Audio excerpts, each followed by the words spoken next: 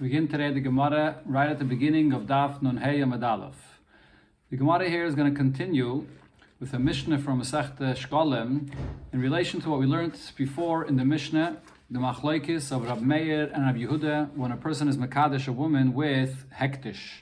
So Rab Meir says that B'Shoigig, the Kidushin does not take effect, B'Shoigig loy Kiddush, and the reason is because B'Shoigig, it's a toss. The person didn't realize he's using hektish. He doesn't want it to be mischalal. He doesn't want it to be used with his kedushin. Once he realizes, could be the isha also doesn't want. But when it comes to b'mezid, kiddush.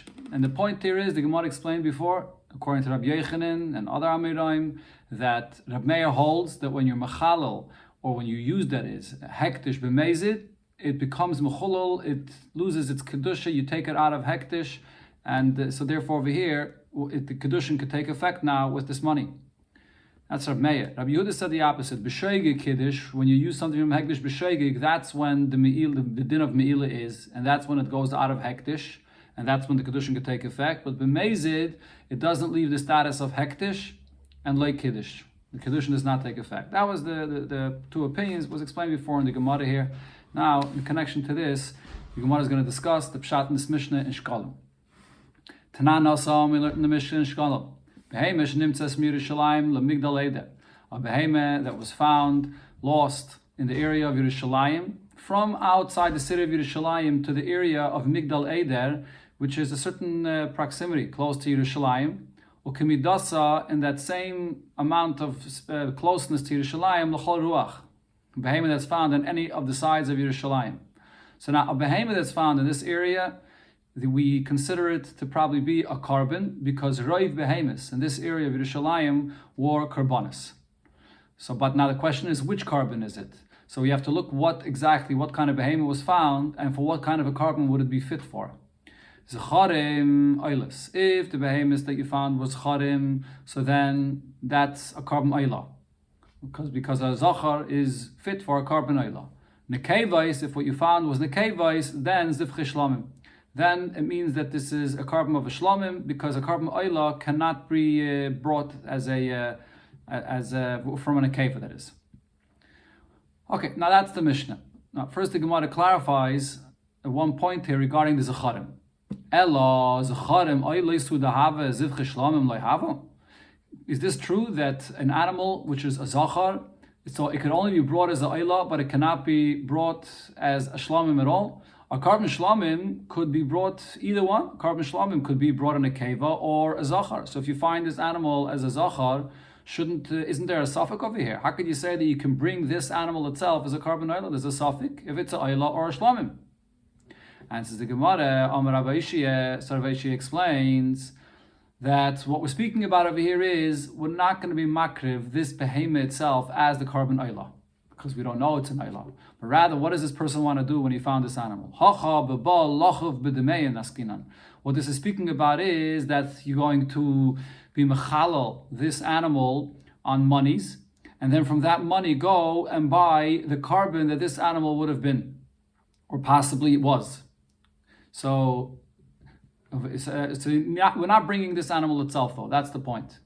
And therefore, this is what the Mishnah meant to say. When it says that by the zachar, you have to bring a carbon oila for this animal, so what it means to say is that if it's a zachar, then we have to be chayshish also for the fact that it's oila. If it's a carbon, if it's an akeva, that is, so then we can be sure that this is a shlamim. And the Gemara will soon discuss other kinds of karbonis, that is, what do we do with sveikis that there may be with other kinds of karbonis, but right now, if it's an akeva, we know clear that it's shlamim. So if a person wants to be paida, this animal, and take over the kedusha onto money, and then bring the money from that money, buy another behemoth for a carbon, then he could do so when he knows that it's a shlamim. When it comes to a zachar, the zachar might be a oila, might be a shlamim. And the lashon of the Mishnah meant to say that over here you're going to have to be chayshish also for the fact that it's an oila. Okay, that's the title of the Mishnah. But now he explains Rab Meir he, and this Mishnah is following the opinion of Rab Meir. The Omar hektish b'mezid mischalal, which Rab Meir said before regarding Kidushin, that when you mekadesh isha with money from hektish b'mezid, So that does take it out of the status of hektish. It becomes chulin, and therefore the Kidushin takes effect. This was only Rab Meir's opinion, right? Rab Yehuda argues. Rab Yehuda says that only b'shoigig it's mischal, not b'mezid.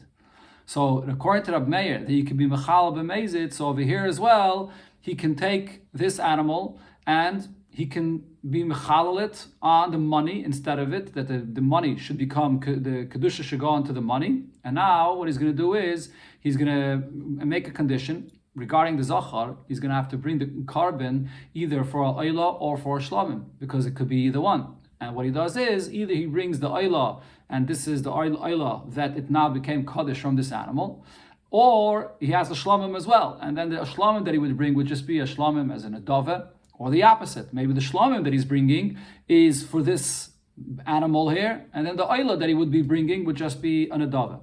But this is all based, says the Gemara, on Rab Meir's opinion that says that you can intentionally go and be mechalal the kedusha of this behemah onto the money. According to Rab Yehuda, this wouldn't work.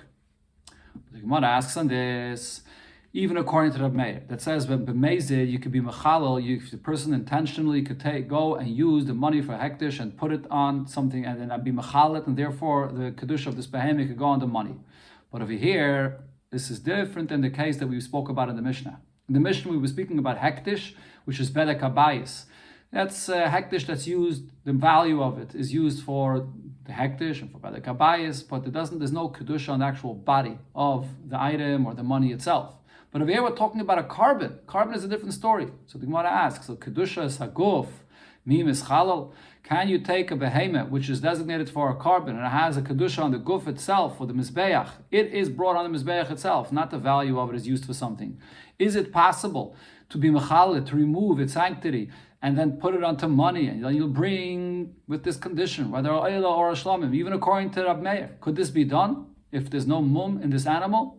But we learned in the Mishnah regarding the halacha of me'ilah, ein moyel acha moyel b'mukdashin, that me'ilah, there's no me'ilah once someone was moyel before in this. If it was used already once, so then what happens is it leaves the status of hektish by that first me'ilah, and then afterwards, if you want to use it again, you can't take it out of that status from hektish. It already was removed.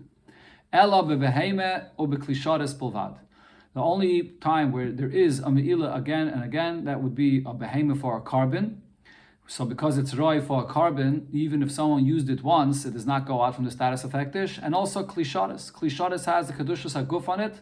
It's used for the karbanis, and over there, the me'ilah the first time does not take it out of the status of hektish. And the Gemara here explains, Ketzad, the example of a behemoth and klisharis is, a person that's riding on an animal, so someone else came and was riding on this animal as well. And a third person came and rode on this animal. Kulam malu. All of them will be mayil, because by using it for your own personal use, the me'ilah does not take it out of the status of hektish. Similar, a person drank from a golden cup, from the klisharis of the Beis Hamikdash. Second one, a person came and drank from it. Third person came and drank from it. Kula malu. They're all going to be mayil in this cup that they used from hektish, because it's something that is a kedushas haguf and it doesn't leave hektish.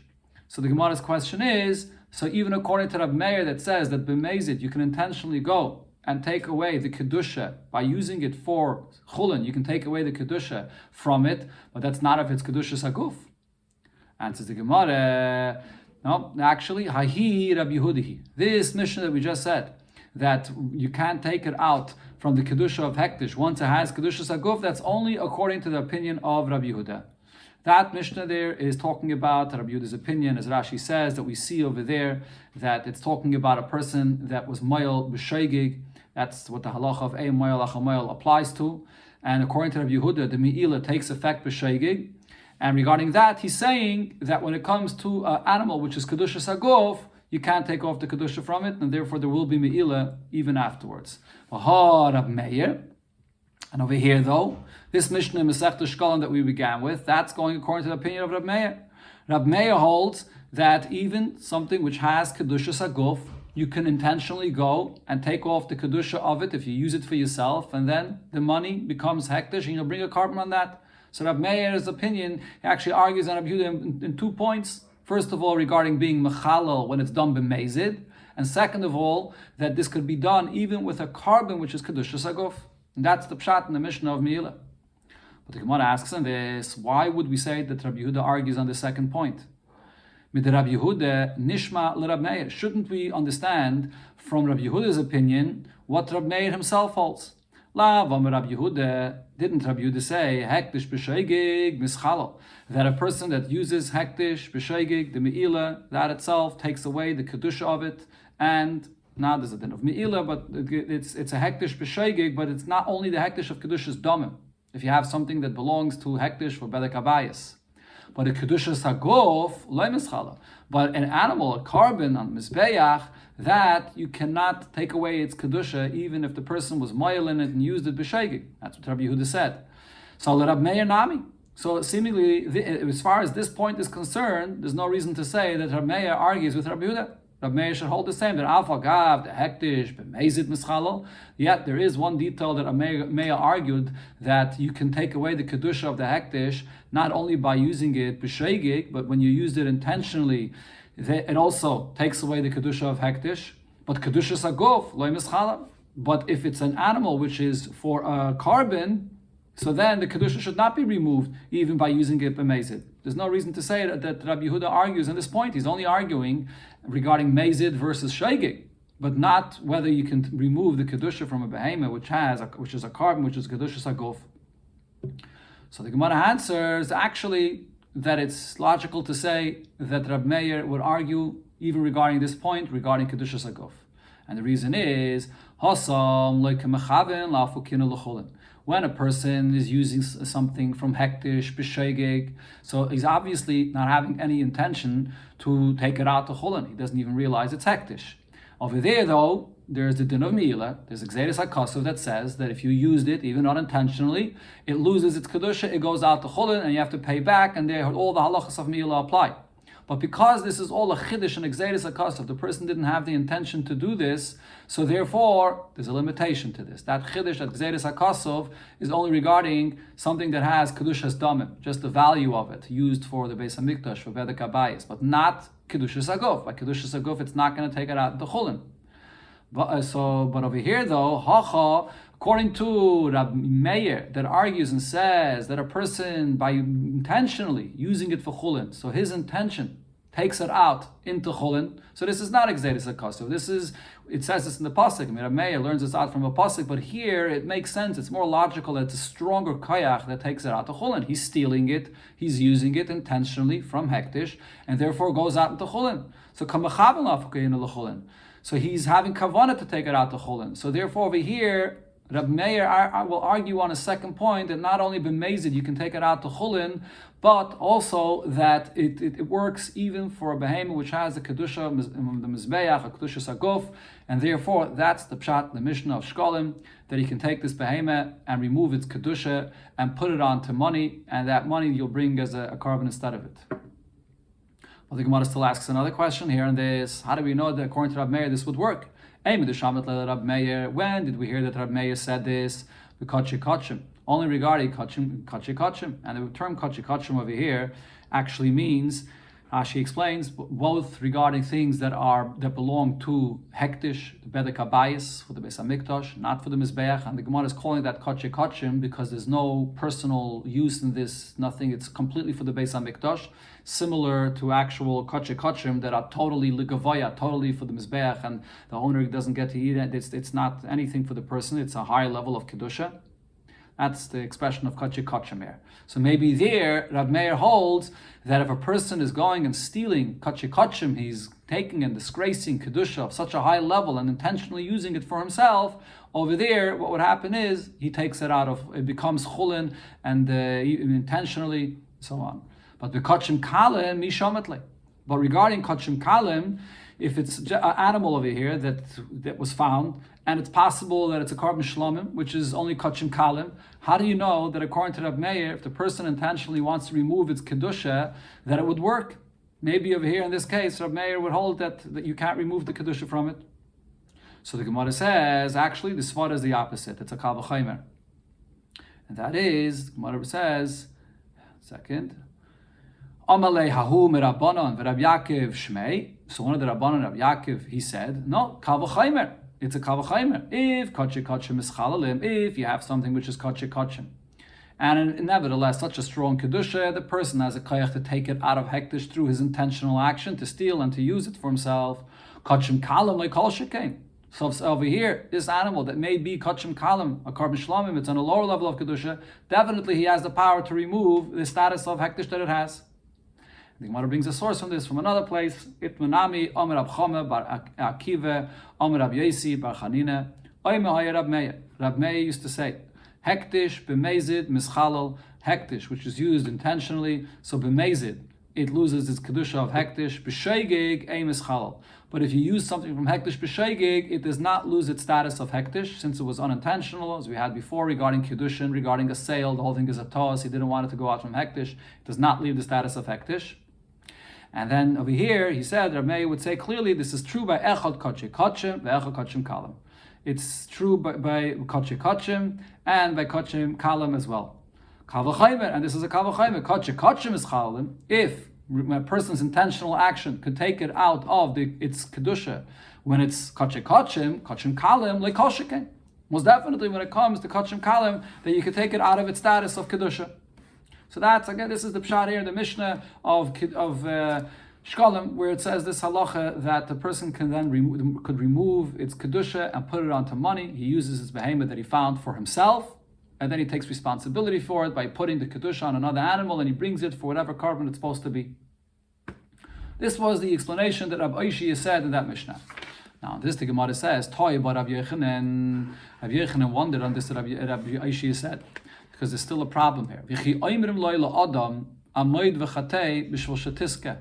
Do we ever tell a person that he should go ahead and do an Aveda, even if he's trying to do something over here positive to bring the carbon instead of this behemoth? So Rashi explains what the problem over here is. There's a pasuk that says that b'negeya to any carbon, it cannot be redeemed from hektish unless it has a mum. And Rashi brings over there that you could only take it out of hektish if it has a mum. And over here, this person is coming and taking away its kedusha and using it for himself, b'mezid. And according to Rab Meir, once he does that b'mezid, it works. It takes away the kedusha of it. And now instead, he's going to bring with the money the carbon that this should have been. But this is an aveda to do so, though. To go and use it for yourself, if it doesn't have a mum, you can't be paid a carbon from hektish. So how could we say that this is the pshat in the Mishnah that we're telling a person to do such a thing, to go ahead and do this, and to an aveda? So Rabbi Yochanan answers, you have to add this detail here, that mamton law, you have to wait when it says here regarding the zacharim, that it's oilis, and the point here is that it's the money. It's not. You can't say that it's that this behemoth itself that you're going to bring is an oila, because we don't know for sure it's an oila. It could be a oila, it could be a shlamim. So that this has to mean that he's taking away its kedusha, and then regarding other money, he's going to bring both as a oila and as a shlamim, as mentioned before, with a condition. So how could this be done? It's mamton law. He has to wait tumam until this behemoth gets a mum, and then a ma'aseh behemoths umasna, and then he once it has a mum, you could redeem it with money, and now this money, you can make a condition that you bring it either as a ayla or as a shlamim. And whichever one, if it's supposed to be an ayla, it's an ayla. If not, it's going to be a shlamim, and the ayla will be an adava, or the reverse, or the shlamim will be an adava. That's a condition mentioned before. Now the Gemara, since it mentioned this Mishnah here, from Shkolim, it goes into some more details to understand this behemoth that was found, and the Mishnah just says if it's a zachar, then we say that it could be a ayla or a shlamim. If it's an akeva, then we know it's a shlamim. Why are there no other sveikas from any other karbanis that this may have been? Amamar, so the Mishnah said, zacharim aylas, that if it's a zachar, then it could be an ayla. And in addition to being a shlamim, it could also be an ayla. That's it. Asks the Gemara, but dilma toidehi, maybe this is a carbon toida that's brought from a zachar as well. Answers the Gemara, the maisi nami toida. He also has to bring a carbon taida with a condition that either this is the taida, that instead of this behema, or otherwise it's a taida as an adava. It can be brought also as an adava. So the Tana didn't mention it, but this is going to have to be brought as well. Fragt the Gemara, but v'aboy lechem. For the carbon taida, you have to bring bread as well. There's the 40 breads that are brought together with the carbon taida. Says the Gemara, the maisi nami lechem. True, he has to bring the bread as well, even though the Tana didn't mention it. He has to bring the bread and make the same condition, that it could be the bread for this carbon, or it could be an adava. Asks the Gemara, but vidilma asham hu, perhaps this is a carbon asham. And regarding a carbon asham, you can't say that he brings the asham as well with this condition, that maybe it's an adava, or maybe it's this obligation for this carbon, because by a asham, you can't bring a asham as a donation, as an adava. Answers the Gemara, asham ben shtei shanim. A carbon asham, the animal has to be the age of 2 years. V'ishtakach ben shana. And here, the animal that was found is only a year old, so it cannot be a carbon asham. But maybe it's a asham for a mitzayre, or asham nazir, or maybe it's asham for a nazir, and they are brought even when it's this age, even by a year old. Says the Gemara, that one we don't have a doubt about, because these are animals, these are carbonis, that is, that are not very common, and therefore when we find an animal in the area of Yerushalayim, we're not going to be concerned that maybe that's what a kind of a carbon it is. Maybe it's a carbon pesach that could also be brought from a zachar. So how do you know it's not a carbon pesach? Says the Gemara, pesach bizmanoi mizezehiri bei. If this is the time when it's still fit to be brought as a carbon pesach, before Erev Pesach, Yidal Nisan, and that's when it was found, so then we're not concerned that this might be a pesach, because the carbon pesach the owner is very careful with and it doesn't get lost. If it was found after Pesach already, so now what's the status of a carbon Pesach, a carbon that was designated for a Pesach and it wasn't brought in its time? Shlamimu. The halach is it becomes a shlamim, so he's bringing it as a shlamim. So if it's being brought as a shlamim, it's not a problem. But maybe this animal you found there is a b'chayr, which is brought also as a carbon, or a meiser, behema, which is also brought as a carbon. Says the Gemara, Lamai hilchasa. What's the relevance? Let's say it would be a b'chayr or a meiser. What's the relevance of this? What would we have to do any different with this? And I hear regarding a b'chayr and a meiser, it has a unique halacha. Once it gets a mum, so then the owner can eat it with the mum, and you don't have to redeem it at all. You can just eat it with the mum as it is. There's certain halachas, you're not supposed to sell it and treat it the way you do with usual meat, but the owner can go and eat it. The point of here is that if it's a b'chayr and a meiser, so over here, if it has a mum, so now the owner can go ahead and eat it. So what do we do with this animal over here? As Rabbi Yechon said, you wait until it gets a mum, and then once it gets a mum, so then the owner keeps this behemah, and then he puts the kedusha on other money, he redeems another money, and with other money he brings a carbon. But once it gets a mum, even if it was b'chayr and meiser, the owner is allowed to eat it, and that's exactly what he's doing over here. So therefore, it's not, and the Tana doesn't have to mention this because it fits with what he's doing. Now going to the next case that the Mishnah said, if you found the animal which is in a keva, the Mishnah said, if you found the kevais, then zivche shlamim, then it's a carbon shlamim. So again, the Gemara goes through different options of why we're not concerned of other kinds of karbanis. Dilmet taida, perhaps it's a carbon taida, and says the Gemara, the maisi taida. Yeah, he brings it as a taida, he has to bring as a taida as well, with the condition mentioned before. You need the breads for the taida as well. Says the Gemara, the maisi nami, he brings as well the breads. You bring the breads. Maybe it's a carbon chatos. So a carbon chatos could be brought, of course, from an akeva as well. So maybe this is a carbon chatos. And says the Gemara, chatos bas shnasa. A chatos, the pasuk says it has to be brought from a ben bas shnasa, as Rashi here brings. And here, the case has to be that v'ishtakach bas shtei shonim. He found an animal that is already older, that's 2 years old. So therefore, it's not fit b'chlal to be a carbon chatos. Fragt the Gemara, but v'dilme chatos she'ovra shnasa. Maybe this is talking about a carbon chatos that he was makdish before to be a chatos when it was younger, and its age that it could be brought, and now the owner didn't bring it yet, and the time passed, but it still could be a carbon chatas, even if you see that it's of an older age. And says the Gemara, lo shchiach. That's not something that's common, that the owner waits for such a period of time, and therefore we're not concerned of that. Fragt the Gemara, ishtakach bashnasa mai. What would be the halacha if you did find? Because now this is not a question here on the Mishnah, but this is the Gemara is asking a shaila b'chlal. What would be the halacha? What's if you did find an animal that is in a keva and it's only 1 year old? So now the suffix here is not only that it may be a shlomim, or as the Gemara said, a taida as well, but now there could be a suffix that it's a karban chatos. So what are you going to do now with this animal?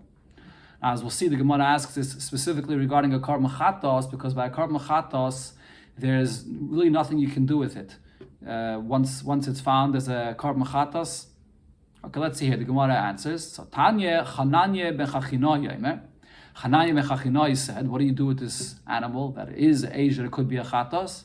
Eiz bashnosa lachatos. This is actually a lashon of a pasuk, and he's just using it as a simon for the halacha that he's saying. And right now the Gemara understands that the halacha that he's saying is that if it's found at that age that it could be a chatos, so then you'll have to bring it as a chatos as well, or you'll have to bring for it a chatos as well.